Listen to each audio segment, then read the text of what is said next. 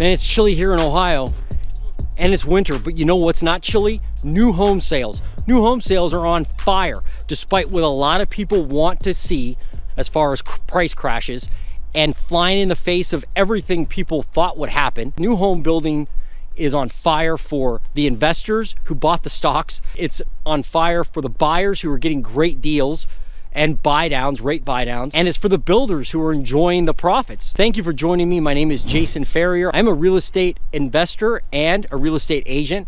I work under Kiger Realty, but my channel's Ohio Real Estate. I'm with Elaine. She's behind me here, right there. We're taking a walk on this crisp Ohio morning. Thank you for joining me. I'm happy you're here. Let's get started. But before I do, please hit the like button. Elaine would appreciate it. I would appreciate it. And subscribe. You don't want to miss a video about Ohio and the real estate market. So let's get started. So today we're talking about new home permits. In other words, how many permits are being pulled to actually start the construction process on a house. And that can kind of give you a gauge as far as the inventory that we'll have in new construction moving forward. But there's no doubt that as rates have increased, builders were prepared, new home builders were prepared, and they were able to start building, number one, less expensive houses. So they're starting to build smaller houses. That's a fact. You can see that in the US Census data. And they're also enticing buyers with rate buy downs. So new home builders now are offering, like Pulte, for instance, I think is offering like 6% here in Central Ohio, which is, at least 1.5 percentage points off of what the current interest rates are for a 30-year mortgage based on the data, from most lenders in the area. So you're like definitely like 1.5 points less for a new house. And they're also offering incentives like, free upgrades, maybe offer to pay closing costs, stuff like that. So they're enticing buyers to buy new houses because the existing inventory is so dismal in a lot of areas of the country. New home builders jumped at this and decided, we can take advantage of this and actually provide housing where there's no actual inventory in existing housing. One of the things I love about this bike trail, there actually is some bald eagle nests on this bike trail in different spots. And I don't see any in this particular area. I thought there was one over here I was gonna show you guys, but I don't see it. But it's neat watching them come in to the nest and feed the little ones. Pretty awesome. So anyway, hopefully in another section of the trail on another video I can capture that. So what happens if rates drop? Do you think that that's going to hurt the home builders or help the home builders? Well, think about this. Rates are at 8% and new home builders are still doing well. And there are sales still happening. People are still buying houses out in the marketplace. So if rates drop, in my opinion, that's just gonna make demand spike even more. And since there's no supply, it's gonna hurt supply even more. So I think the new builders will win even if rates drop. I think new home building will actually accelerate. I think they'll do better because more people will be able to afford their houses. And because there's no existing inventory, I don't see how they can't do well.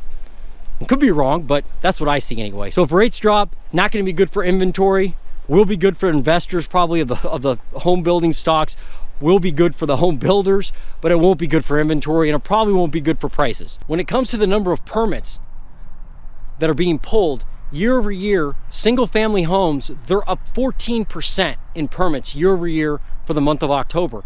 And when you look at multifamily, that's actually down. Builders are starting to get smart and realizing there's a bunch of inventory coming for multifamily. And as inventory for existing houses has been constrained so much, they want to build what people need to buy, which is single family houses. So those starts or those permits are up 14%. Whereas multifamily is down over 20%. For today's video, I'm using data from an article from Resi Club. Resi Club Analytics is an awesome real estate website. I encourage you to check it out. They have a ton of free information. The guy that runs it, Lance Lambert, produces a newsletter every single week that can give you insight to the housing market that a lot of other sites don't provide. So I get a lot of data from them and they do a fantastic job. So here's where builders are pulling the most permits to build houses. Number one, Dallas, Texas, over 6,000 units. Then you've got other areas in Texas like Houston, Austin, and you got Phoenix, Atlanta, New York, Charlotte, Tampa, Raleigh, North Carolina, Indianapolis, Indiana. What's odd about this, you have Charlotte and Raleigh on the East Coast and Georgia down in the South, but most of this is like in the Sun Belt states. when you look at that. I mean, Indianapolis isn't a Sunbelt state, and that's kind of an anomaly. And then if you look at the state of Ohio, obviously this is Ohio real estate, so we'll talk about Ohio for a minute. You got 785 in Columbus, 515 in Cincinnati, and 245 in Cleveland. It's not very good. There's just not a lot of building in Ohio. I can't figure out why there's not a lot of building in Ohio, but there's an explosion in Indianapolis. That to me doesn't quite compute. I don't know what's going on there. If you live in Indianapolis, let me know, because it seems like there's a lot of new building there. We know in general builders are pulling more permits. We understand that. And why they're doing it, because they want to take advantage of the low supply and existing inventory. And they also can be nimble. New builders change the product. So in other words, if they need to build a smaller house, they can.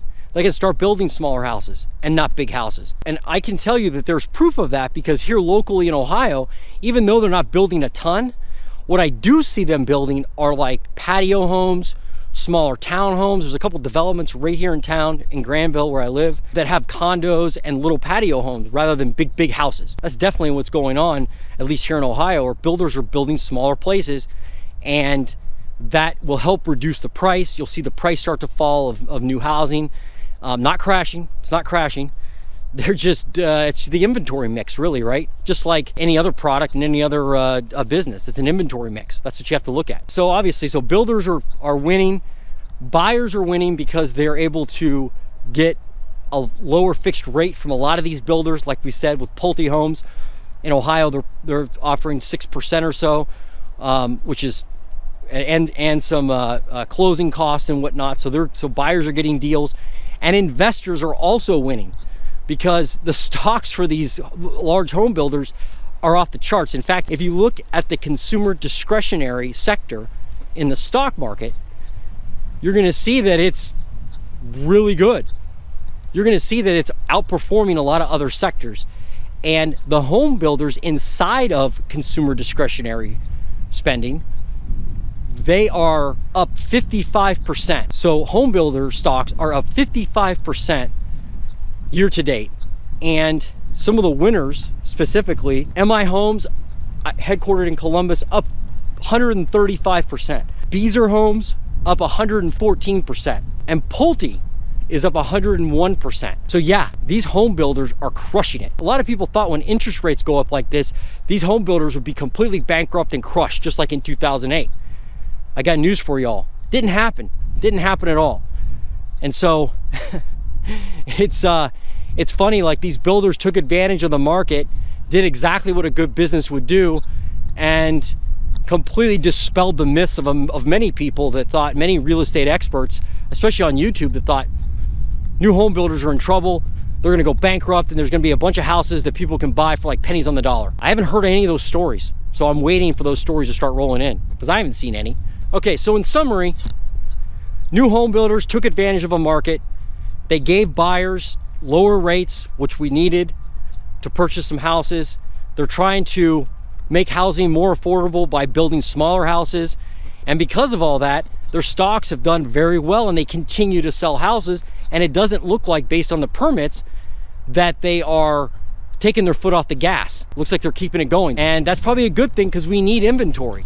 We really do need inventory. Now, there are areas of the country that are maybe headed for being overbuilt. That's possible. But many areas of the country still need affordable inventory. So hopefully we'll see more of that. Again, if you got value out of today, if you got some insight about the new home market, please do me a favor and hit the like button and consider subscribing. Again, my name's Jason Ferrier. Thank you for joining me this morning. Make sure you're doing the work every single day, because if you do the work, when they ask you, have you paid your dues, you can say, yes, sir, the check is in the mail. See ya.